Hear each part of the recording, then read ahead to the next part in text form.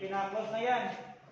Na may nakapangsinat yan, bawal buksan yung bintana. Pero ang nangyari kahapon, binubuksan pa rin. Tigas sa mulo. Baka hindi naintindihan eh. Kasi bakit tigas sa mga ulo. Tapos, yung ano pa rin, mga sir, yung basura pa rin.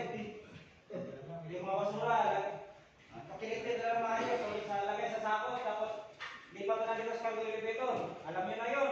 Sarap ito yung dito pinutol box. Sana mo po, makinig kayo.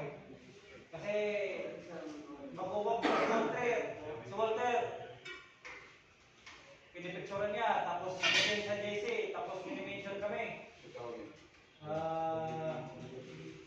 Tapos, entering na carpeted area. Yung iba, pumapasok, wala pa rin sapin yung sapatos.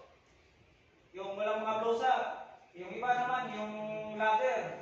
Carpeted area. Wala pa rin, walang blusa. May mga blusa pumapunta dyan. Pakihanap mo lang po. Tapos, uniform. Yung iba, hindi pa rin nag-uniform eh. Kahit na may sinasabihan na, panay rason ko.